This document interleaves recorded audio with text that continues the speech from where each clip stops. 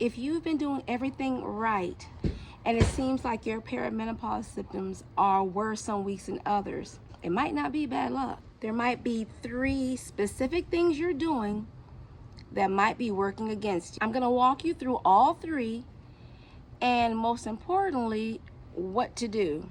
It's not going to be any, oh, you're doing it wrong over here. Just the actual mechanics of what's going on in your body. I'm Christy. This is Quiet Rebuild Club. And this channel is for women in perimenopause and midlife who are rebuilding their fitness without the hype, without the boot camp energy, and without any pressure to perform. Last week, we talked about the difference between tired and overtrained. This one's a little different.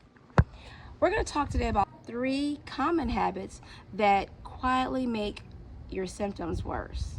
Not because you're doing something wrong on purpose, because most fitness content isn't built for the body you have right now. So let's get into it. The first one is having coffee before your workout, specifically on an empty stomach, specifically before your workout. Specifically, if you're already running on poor sleep. Here's what's happening. Caffeine raises cortisol, and for most people, that's a temporary For most people, that's a temporary spike. In perimenopause, your cortisol levels are already elevated. Your hormonal systems are more reactive to stress hormones than they used to be. Like you can't tell, right? That coffee adds a small bump to your baseline, to a baseline that's already elevated. I just got touched a wasp. Then you add a workout on top of that, it already raises cortisol. That's normal and fine on its own. But stacking caffeine plus an empty stomach plus poor sleep, this can make your nervous system stay in alert mode longer than it needs to be, which is why some people feel wired, anxious, and shaky after a morning workout. This doesn't mean never drink coffee before a workout. It's about stacking. Honestly, this was the hardest one for me because I am trained to work out on a fasted stomach with energy. So this is something that I'm still working on. So here's what you can do instead. Have something small with protein and fat before your coffee, even if it's just a few bites, because it blunts the cortisol spike. But if your sleep was rough, consider moving your coffee after the workout instead of before. And on your hardest symptom days, this might be a cardio day instead of a strength day. Less intensity means less of a cortisol demand on an already taxed system. You don't have to give anything up, just sequence it different. Okay, now let's go with thing 2.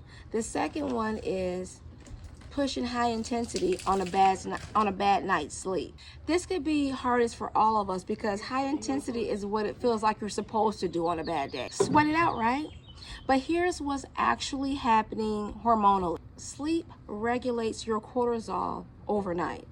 So when sleep is disrupted, which happens a lot more in perimenopause because of the night sweats and the anxiety, or just lighter sleep overall, you're starting the day with a cortisol curve that's already off. It didn't get a chance to come down like it's supposed to. If you had a high intensity workout after that, think heavy weights, high intervals, max effort, anything that spikes your heart rate hard and fast. It's like you're adding an already stressed system to handle another big stress input. And for some women, this shows as being wired and exhausted at the same time. For some women, it shows up as a crash the next day and you feel even worse. I feel like it's important for me to be clear about something. This is not about being weak and you needing to push through it. Pushing through used to work because you had more hormonal reserve. It doesn't mean you lost anything. It just means the same effort costs more. So the smart move is just adjusting your input, not judging yourself for needing to. So what do you do instead? A bad sleep day calls for a low cardio day or a rest day, not the high intensity strength day. You can save peak effort sessions for the days that you actually slept. This is exactly why the reset guide structures strength and cardio days the way that it does. So you have permission to swap, not just push through. Low motivation is noise, but poor sleep followed by a session, then followed by a crash, that's a signal. You have to learn to tell the difference. I'm sorry, guys. It is Thursday. It's Texas heat is here. My watch says 95, but it feels like 172. Okay, the third one is skipping strength training in favor of cardio only.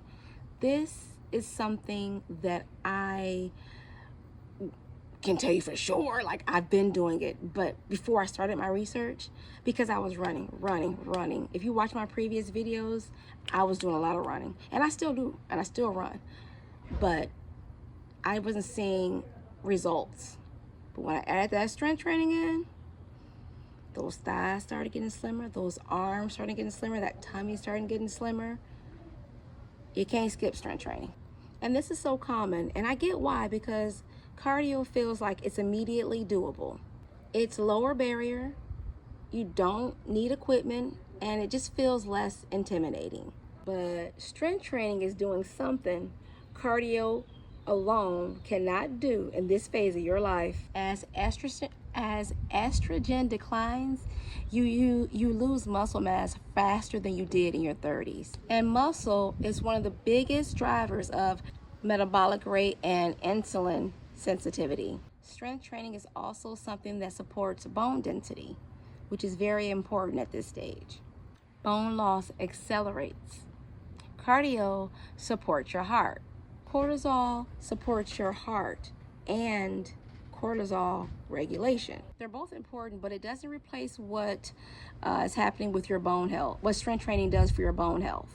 So if 90% of your workout is cardio and strength training is the thing that you keep meaning to get to, you could be missing out on arguably the most effective thing that you need for your body right now.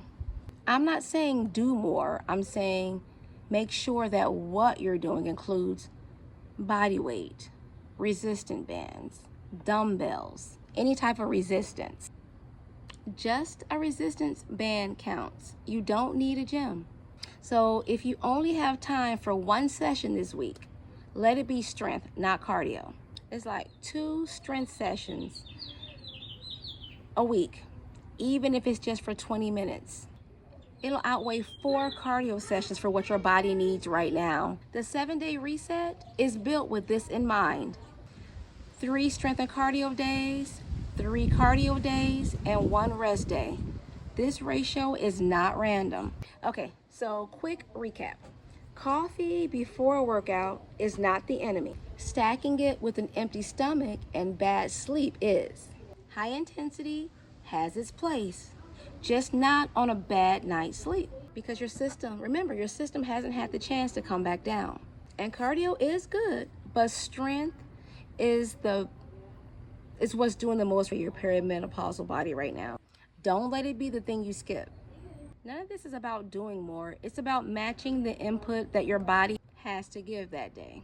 If this was useful, the most helpful thing you can do is subscribe. I'll keep making this kind of content. As long as it's helping.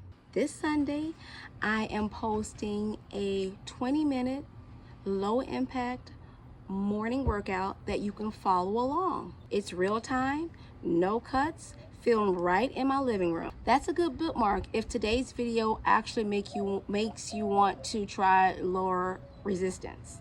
If you want the full picture, like when is cardio, when is strength, when should I rest, that's exactly what the free starter guide walks you through. It's linked in the comments. Okay, that's it for today. I'll see you guys on Sunday.